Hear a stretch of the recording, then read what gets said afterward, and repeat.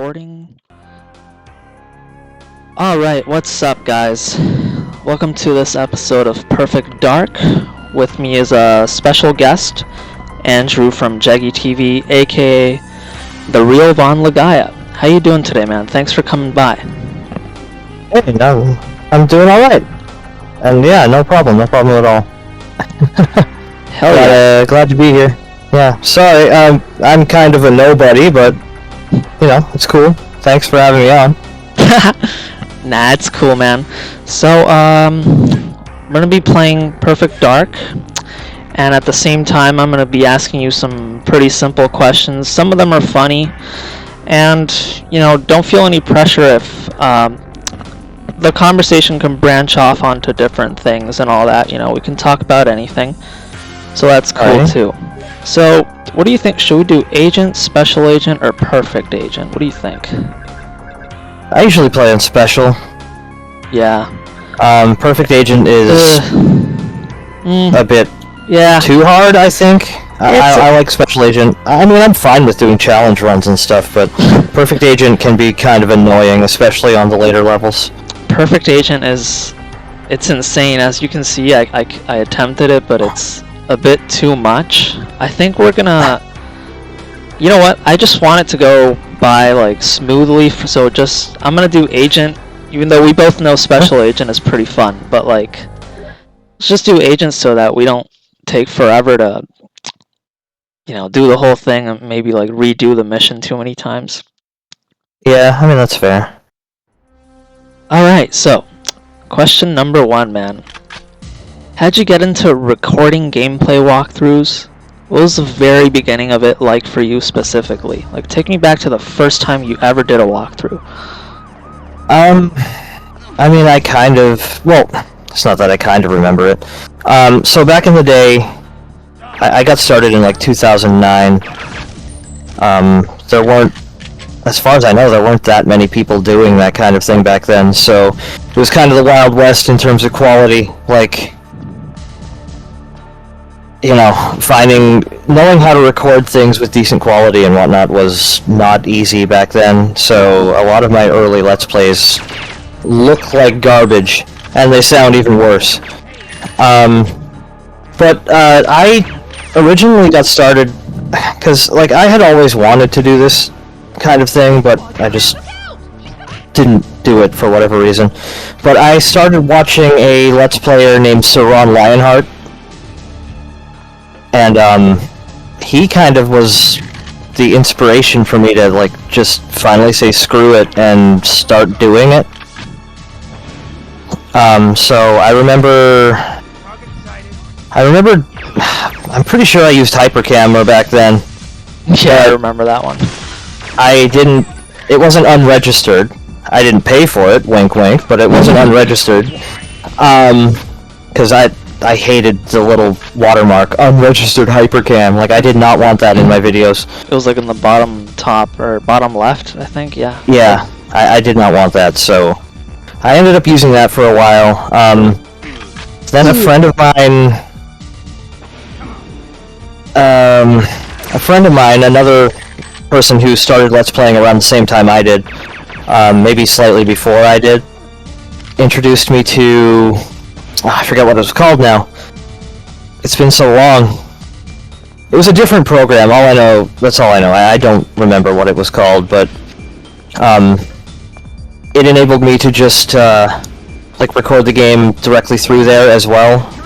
Which, I mean, Hypercam does the same thing, but this was better. The quality was better. I didn't have to, like, really worry too much about settings so that it didn't look all janky and whatnot. Yeah, totally. And then I learned about stereo mix, which was a huge deal back then.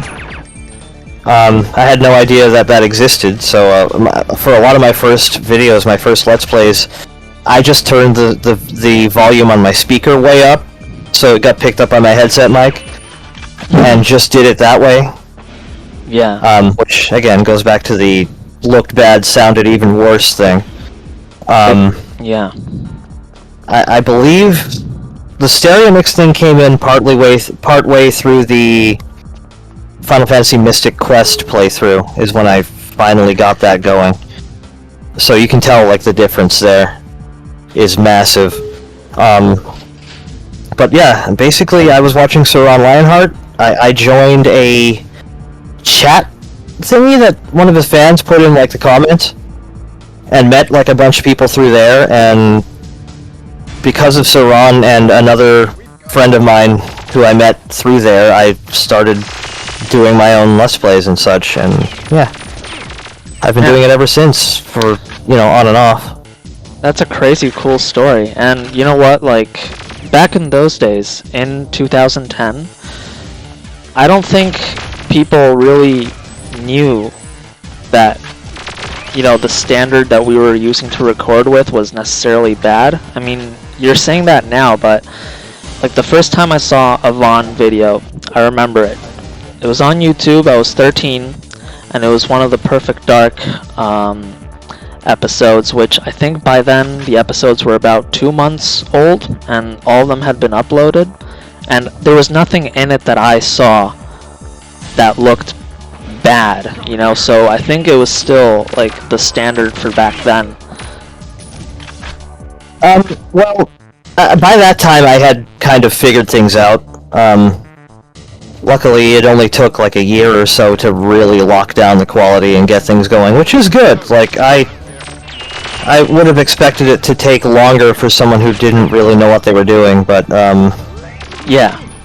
Yeah, by that time I had figured things out somewhat. There were still hiccups here and there, of course, but, yeah, I remember doing that playthrough still. It was a lot of fun. Yeah, but we didn't know it. I mean, it was just like...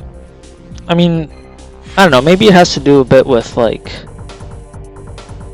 Back then I was a fan of Perfect Dark, and there weren't that many walkthroughs on YouTube of Perfect Dark, or full walkthroughs with gameplay commentary. Like, I think you were one of the few that were there, so there was not much else to compare it to. So, I mean, I think to somebody looking at that, it was the way it was supposed to be done, and it was good enough, and I mean, it's obvious that you had, you know, known enough by it by then, because it wasn't your first walkthrough either. You've done a few other walkthroughs, haven't you, before Perfect Dark?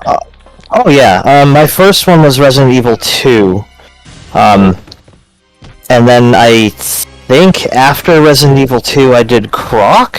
I don't exactly remember, I need to go back and check. But, like, you can tell over the course of those two playthroughs that I'm still learning and whatnot. But, you know, I wanted them to be good, because again, like, back in 2009 when I first got started, it was like October of 2009, there weren't that many Let's Players doing this kind of thing. Not at all, yeah. I kind of wanted to provide walkthroughs and gameplay and commentary for games that I liked that you didn't really see many videos of, so I tried to provide that, and also be informative. Yeah, of course. My style is a lot different these days than it was back then. Back then I didn't even swear or really make too many jokes. Oh, you did a good Arnold voice, though. I remember that. I remember in one of the Perfect Dark episodes, and I was showing my cousin, like, look at this guy's voice of Arnold. You were like, I don't know, I think it was like Air Force One. It was like, we have to get out of here. I don't know, it was fun. It's still crazy to me that, like, there are people out there who've been watching my stuff for a long time. Like, I know, again, it's also funny to me that, like, I was kind of one of the people who... I mean, I wasn't the first person doing Let's Plays, like, that's crazy. There were tons of people. There were a lot of people still, but it wasn't... The market when I started was not... It wasn't, like, overfilled with people doing it, so, like... Exactly. Yeah. Yeah, that's why... I find it crazy that, like, there are people... Like, I've been watching your videos since I was a teenager, and I'm like, damn, that's awesome. Like... Thank you, I appreciate it. No, yeah, but it's it's also like it's a combination of different factors. It's I think it was obviously Perfect Dark, and I think there's like liking Perfect Dark seems a bit of a niche. Like, I don't know, like a lot of people, when I watched your gameplay walkthroughs for the first time, didn't know about Perfect Dark that much. Like, think of it, it's 2010, and I'm, you know, in school or whatever, and none of my friends knew Perfect Dark. I mean, they were playing different games, so it was, I think we fell under like a certain niche of people back then that, you know, obviously they're gonna remember whatever walkthroughs they saw, if it had to do with that game and everything. Right. Yeah, that's true. And obviously, like, a lot of the younger folks back then were probably, like now, well, not like now it's like Fortnite and shit, but a lot of people tended to be playing, like, Call of Duty and whatnot, so, like, not many younger people would probably ever really have given Perfect Dark a chance. And even now, most people just talk about GoldenEye, which I love GoldenEye, don't get me wrong, but Perfect Dark is just better.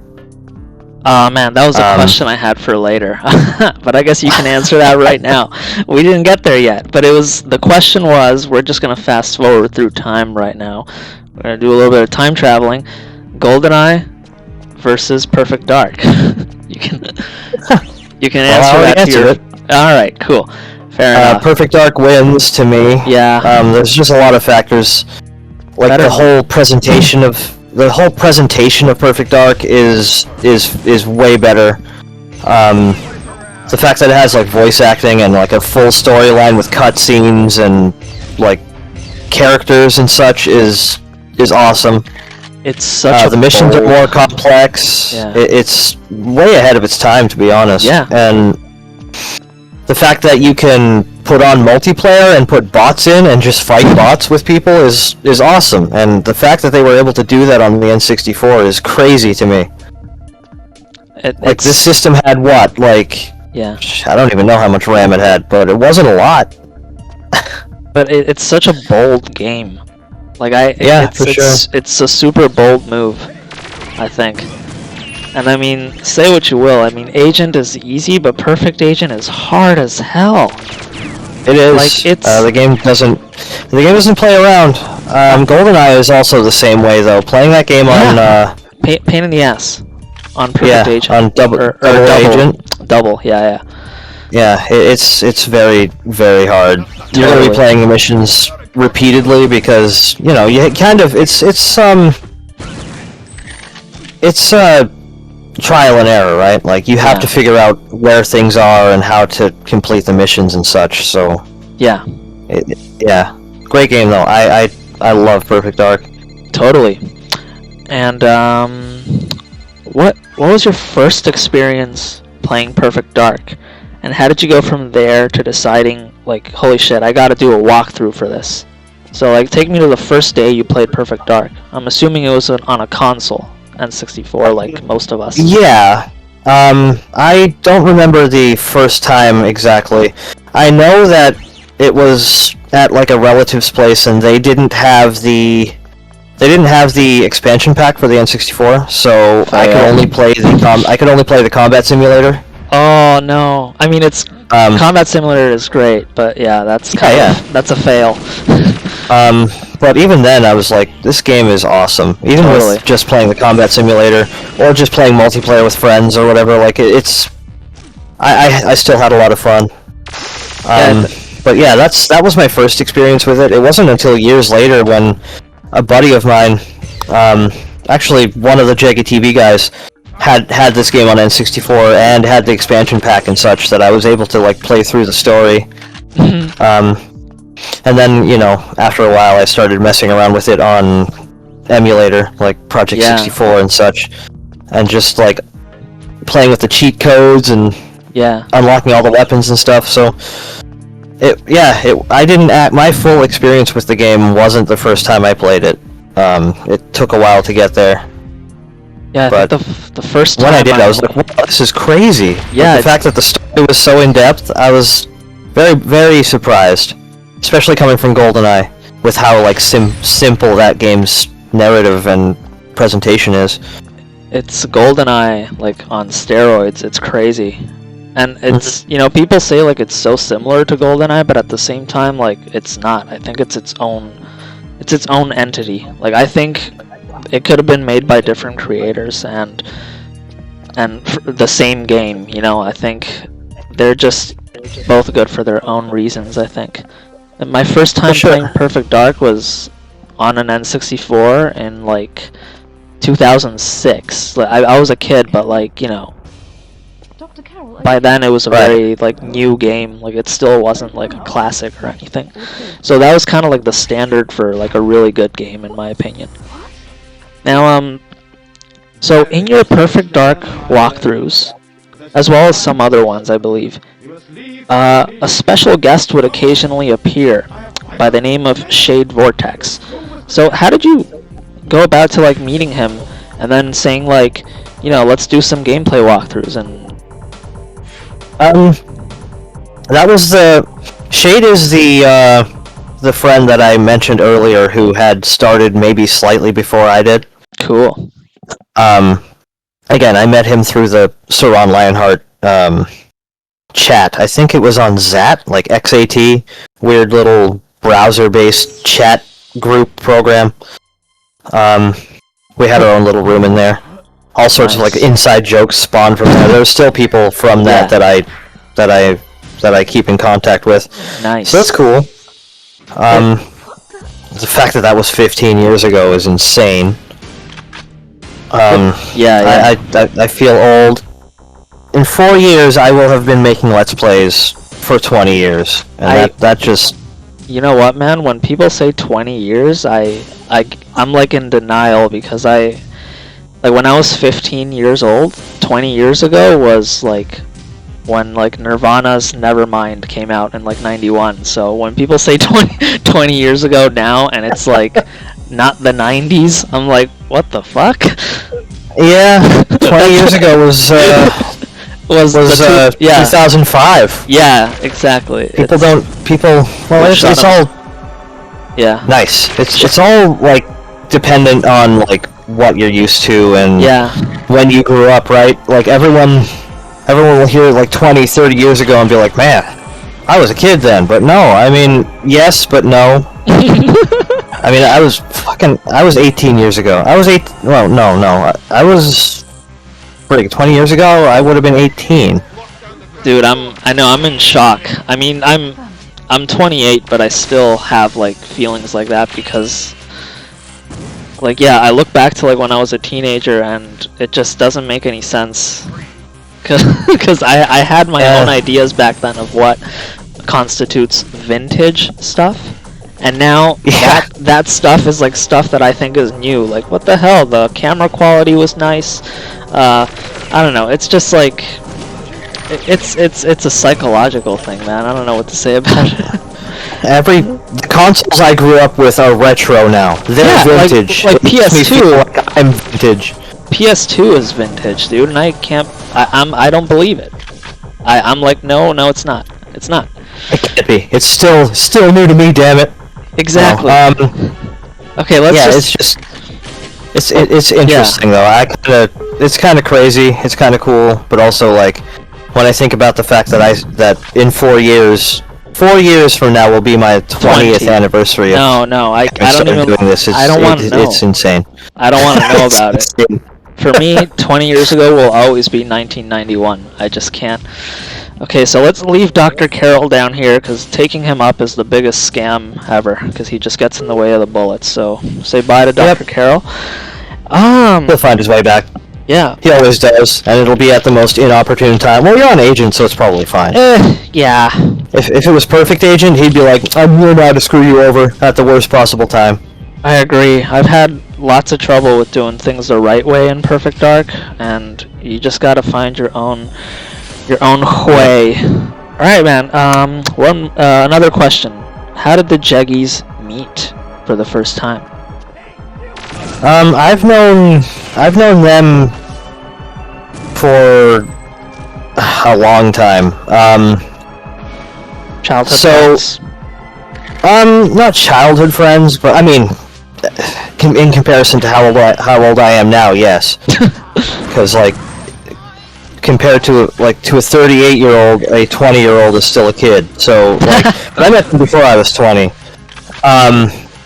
What was it?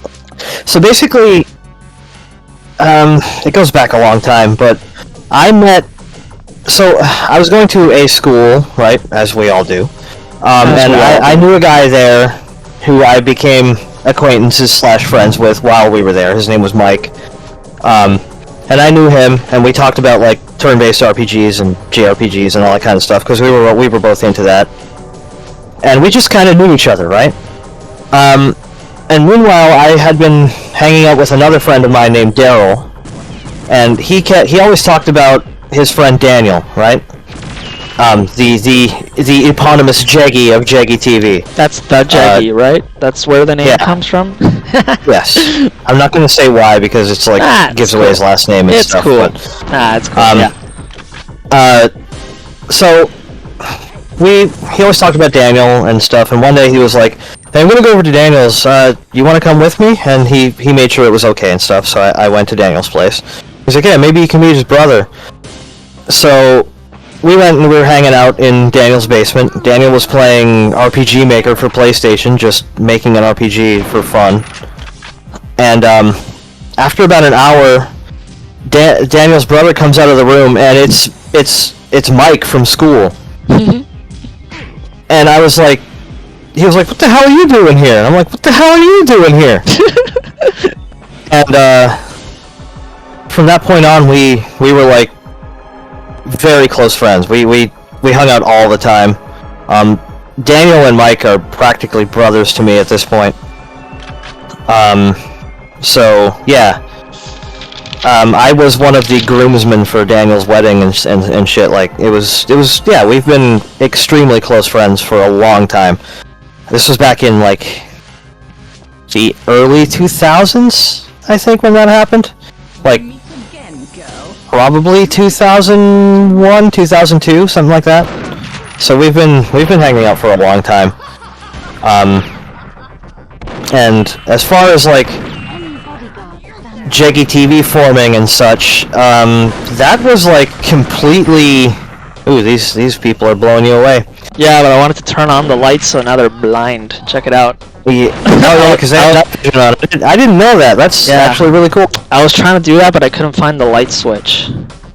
I had no idea that's how it worked. That's actually a really awesome detail that I just learned now.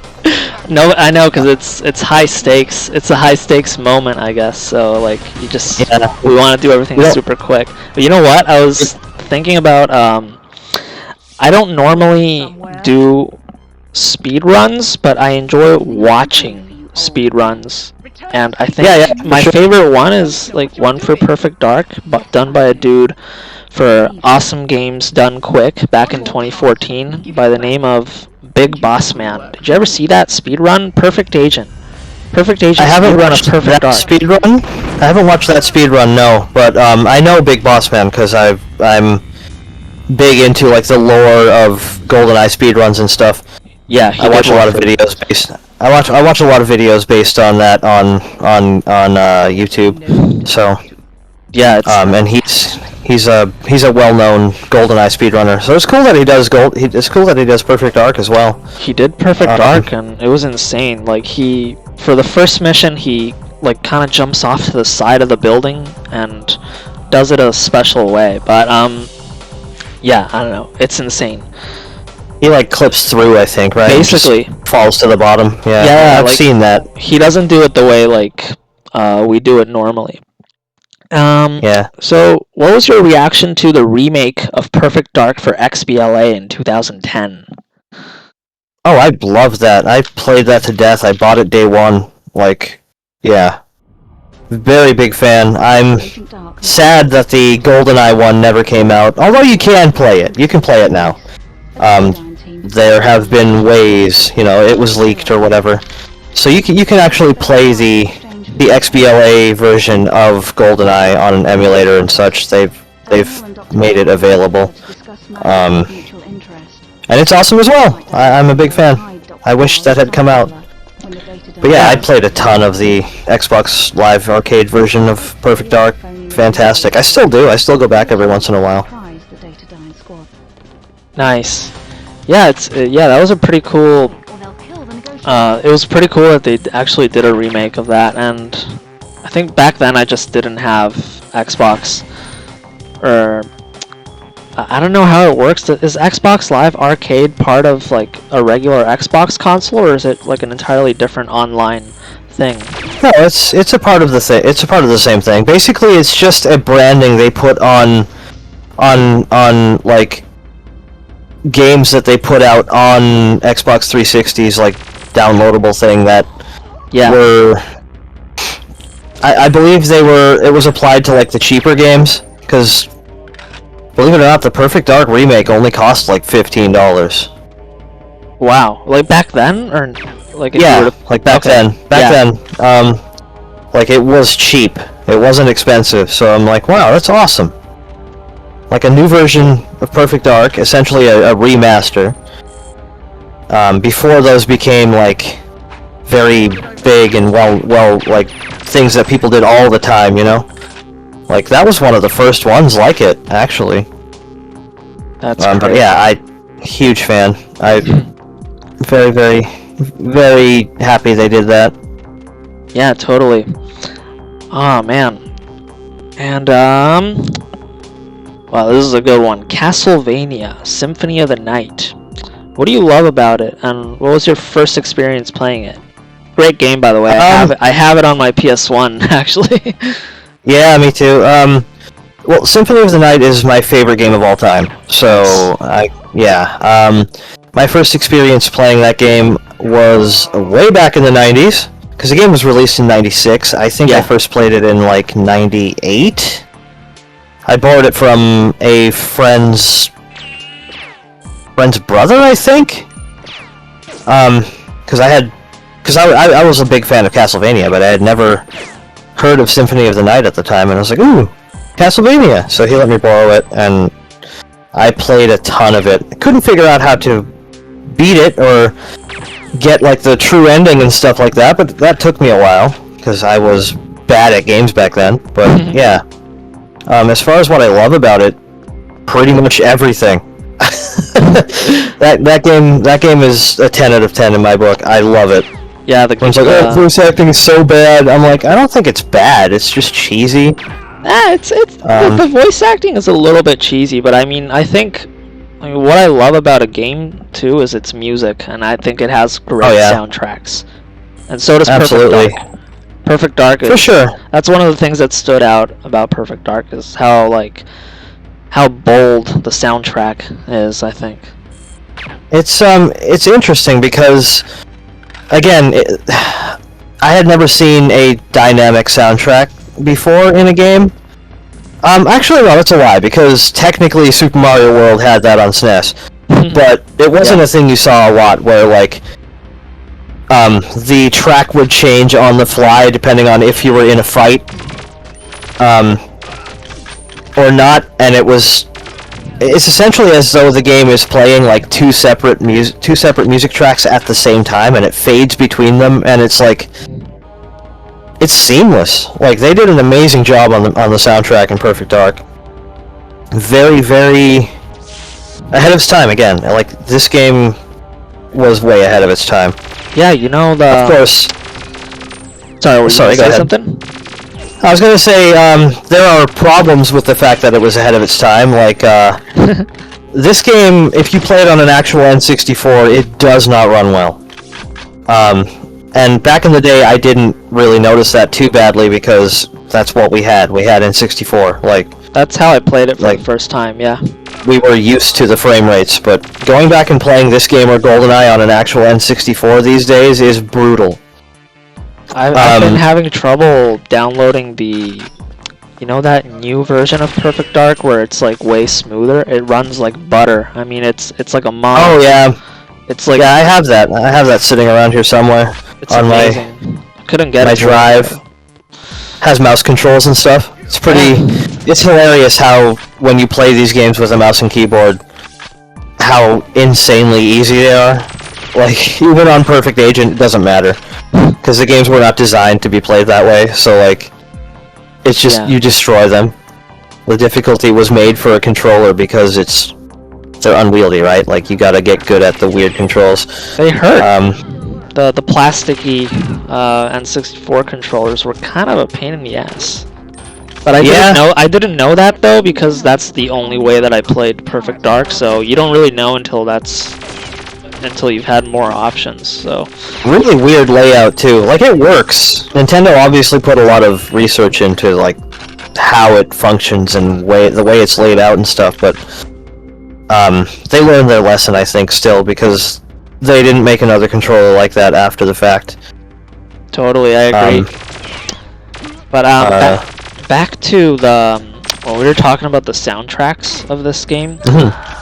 You're aware of the creator of the soundtracks, right? Grant Kirkhope?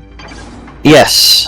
Did you know that like most of the creators of Perfect Dark, I think all of them, put their faces in all the characters that you see like walking around, like the guards and everything. So Grant Kirkhope. I do, yeah. I didn't know this until I saw an interview of Grant, and I saw his face, and I was like, yeah, that's one of the guards. Like I remember seeing his face. I don't know. It's just a fun fact. A lot of the voices are also done by the development team and people who worked on it. Like, I don't think they hired voice actors, which you can sort of tell, but sometimes. But like some of the voiceovers are actually pretty good. They're funny though. I mean, not in a bad way. Like my favorite. No, but I mean, like Joanna's voice actress did a good job. The person who voiced what the hell is her name now? Cassandra. She's great. She passed away, I think, right? Yeah. I shouldn't say she, actually, because I believe they were trans, but... Well, they were an amazing voice actor. Fantastic. Like, they did a great job. Sadly, yes, they did pass away recently. Which sucks. But, you know... That does happen from time to time after so much time has passed, unfortunately. Yeah. I think you may have missed one of these little buttons. Oh, yeah. Oh, shoot. Yeah, you're right. I was actually looking for a key card, but I guess I wasn't supposed to. Yeah, supposed to push these two. 1, 2, and then the third button.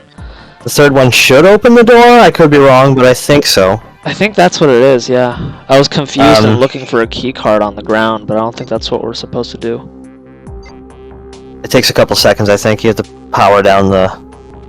Yeah. Huh, what the hell's going on here? We're close, though, but it's definitely... Or maybe we did it in the wrong order when we pushed the two buttons right here. These... Unless you already hit one of them, and then... Are you able to turn them back on, or does it just... I'm gonna try it in a different order, like this one first. Okay, that... Activated, so that sound is good, though, because it was supposed to make that tuk sound, I don't know. Yeah. It was like a... I think you need to make sure that the cooling system is on and the other thing is deactivated. Probably, yeah. I'm not sure what the hell's going on. Is It's been a while. Is that so Carrington has AC while they're holding him hostage? I don't know. Power systems have been activated. I mean, you can... And now you're supposed to press this. Okay, yeah. There it goes. There we go. Yeah. That's the sound I wanted to hear. Indeed.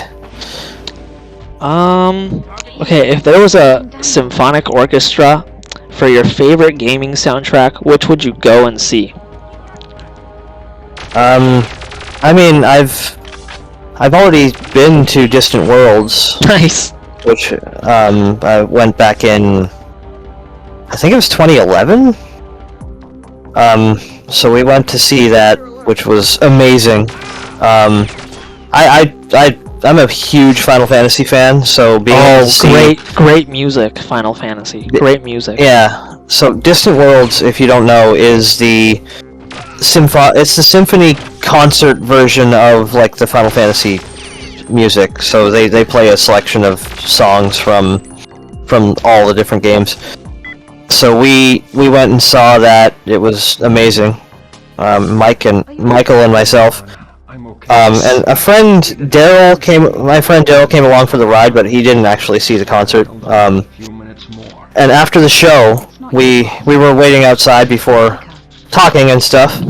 And then Daryl saw like a Japanese guy standing around having a smoke outside the venue. And he's like, "Hang on a sec." And he walked up to him and asked him if he spoke English, and he said, "Yeah, yeah." He's like, "Are you a like, are you with Nobuo Uematsu, the composer of Final Fantasy music?" And he said yes. He said he was his interpreter.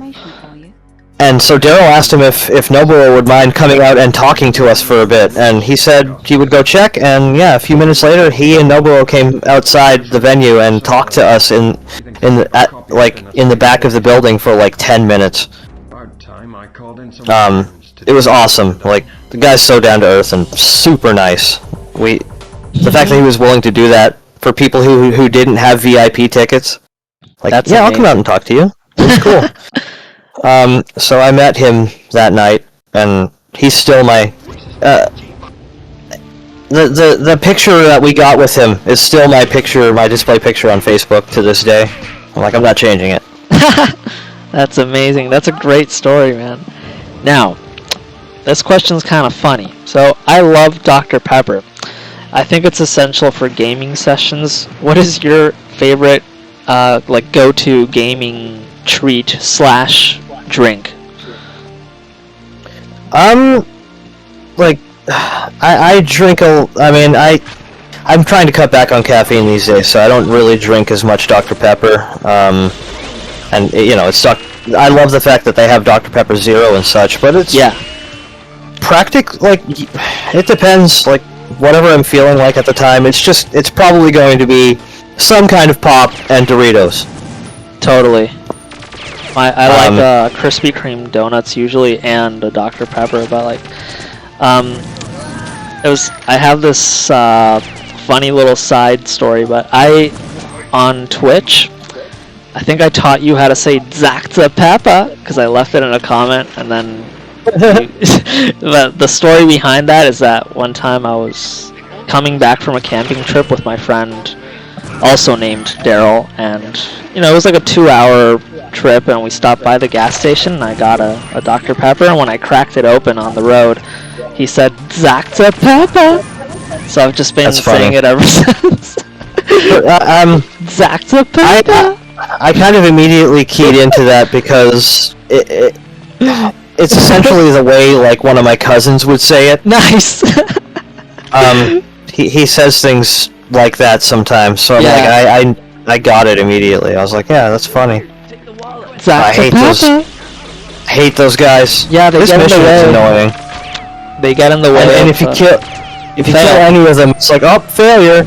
It's like, come on, man. Yeah. But this guy kind of looks like a citizen, and he's not, though. You can kill him. He's not. Yeah. But yeah, pretty simple. Some kind of fizzy drink and a bag of Doritos is the way to go for me. Sweet chili heat or whatever. I'd love that flavor. Yeah. Pretty simple. All right. This question is kind of weird. What's your spirit animal? I don't know. It's an interesting question. You can take as long as you want to think about it. Spirit animal. I saw it in a Liam Gallagher interview, and then he said dolphin, so I thought it was funny. Oh God, not dolphins. I won't go into why they're terrible, but they're terrible. Why? Oh wait, yeah, I know what you're gonna say. Yeah, they're a bit naughty, and yeah, they do bad things. They think it's okay to behave that way in the ocean. Let's just say they don't believe in consent. In the ocean. Yeah. Yeah, in the ocean. Things be wild in the ocean. But yeah, it's things are crazy under the sea. Spirit animal? I don't know. Probably. Man, I don't know. That's an interesting question.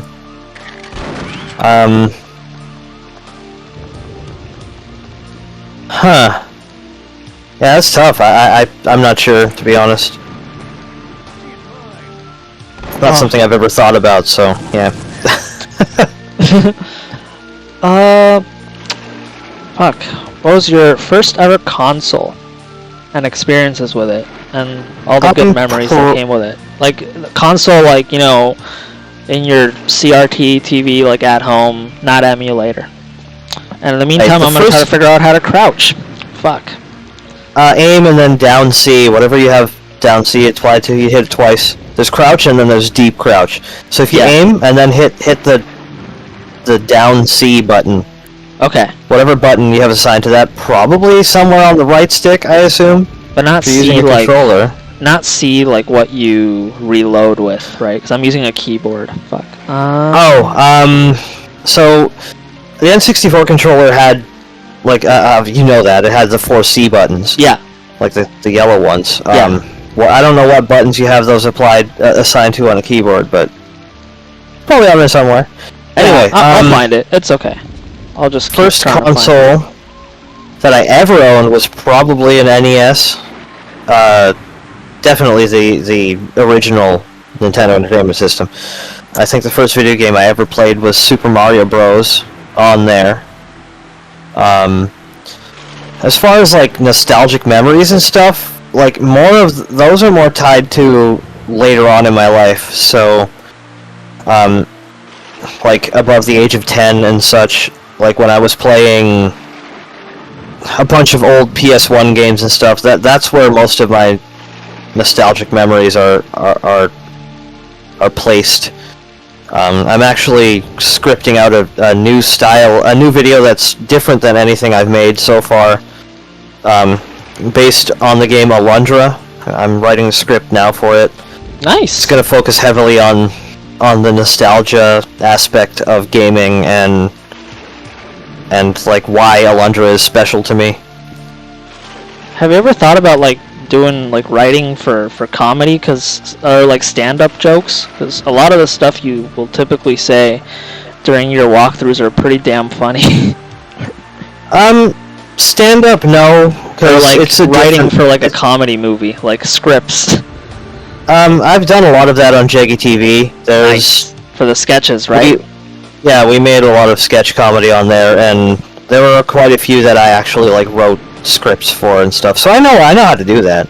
I've been doing it for quite a while. It's just I tend to do it just for my own sake, like things that I want to make, as opposed to doing it for other people, because who knows if they're going to enjoy my humor. But that's the great thing about YouTube. You can make things that are made for you, and other people will enjoy them.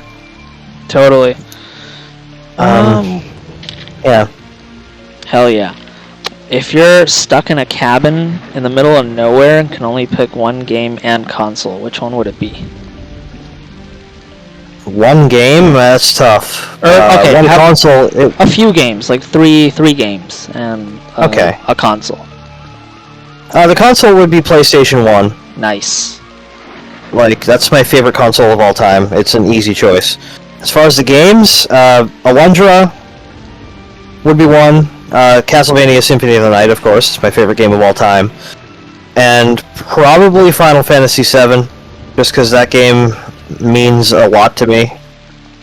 It's not my favorite game ever, but it means a ton to me in terms of, like, just the memories attached to it and how big of an impact it had on me. Hell yeah. Favorite Zelda game and why? This one can be tricky. Oh. Usually, like, yeah. For me, that's A Link to the Past. Ooh, cool. Like, and why? Because the gameplay controls are tight. It's well designed. It's not like overly complicated or convoluted in its design. Everything sort of leads into one another, so you don't spend like 16 years being stuck and wondering like what you missed and such. At least for me. Yeah. So that game is awesome. I'm a huge fan of A Link to the Past.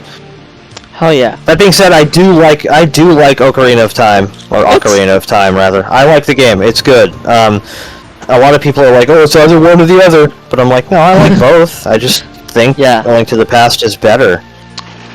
Yeah, the walkthrough that you guys did for not Majora's Mask, for Ocarina of Time was actually super hilarious. I think if I want to like rank like all of them are pretty good, but like the ones that I thought were like really fun was that one, GoldenEye, and there's a few more, but I mean right now for some reason that's the only two I can come up with. They're really really fun. So yeah, I wanna continue that playthrough at some point, but we lost it. We lost the file because I had to get a new laptop, and I don't know. There's a bunch of crap happened, but so if we do replay Ocarina of Time, we're gonna have to restart the game, unfortunately. But that's fine. I don't care. Who cares? It'll be a brand new playthrough. And I fucking crouched. Sorry for swearing, but I was trying to figure out how to do it. Man, it's all good. I know we have I know we have 1 hour, but like I was about to cut the episode and be like, okay, I can't crouch. Like what the fuck? So how are we gonna do this? It's all good. I mean, you could circle around and drop down into there to grab stuff, but then you alert the robot and a bunch of shit will happen. So it's like, yeah. This level sucks. I don't like this. Yeah, it's my least. I've said this before. It's not my favorite level, honestly. Yeah. That guy has a funny voice. Reprogram it, taxi. It's a right too. It should be compatible. Compatible. That's because they're a Brit trying to do an American accent. Were all the creators? I didn't know Rareware was British. I knew most of the voice actors clearly are. I mean, some of them, like Joanna and. Yeah, all of them are though. They're all just the devs, right? That's why the president says assume when he's trying to say assume. I assume that you have some. It's like, yeah, that's British style. No one actually says it like that in North America, but hey, it's fine. I think it gives the game an interesting, like, what am I trying to say here? I assume that you have some. It gives the game character.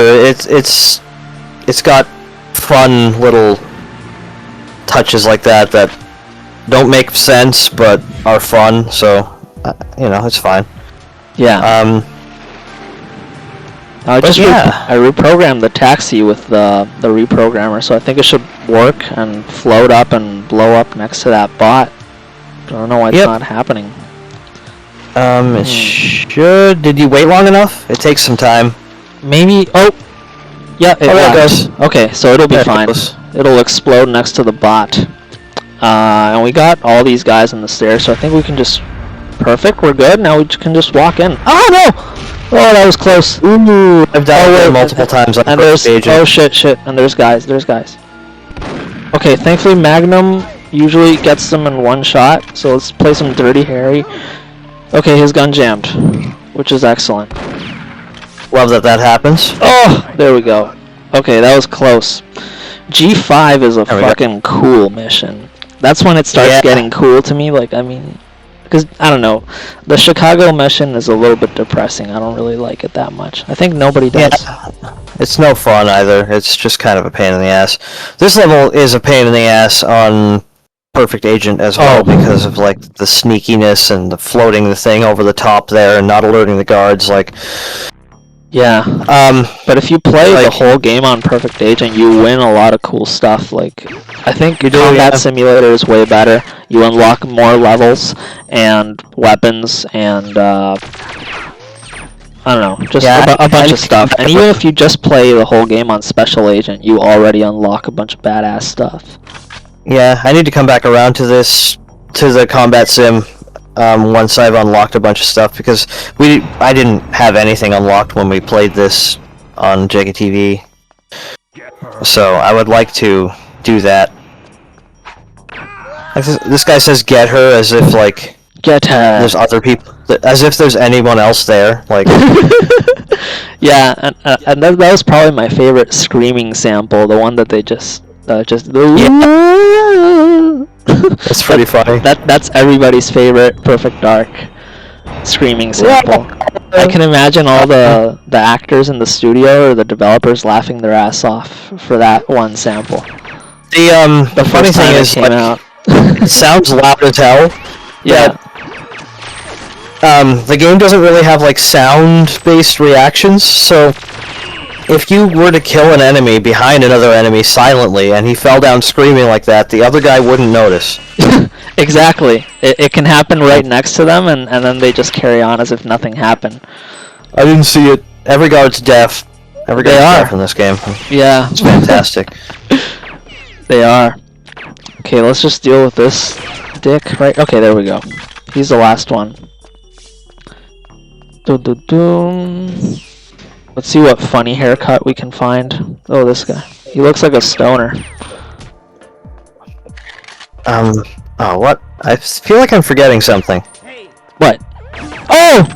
Fuck! Ah, that I should have gotten him. But there's actually... Oh, fuck. I should have shot him in the back. Yeah, they're assholes.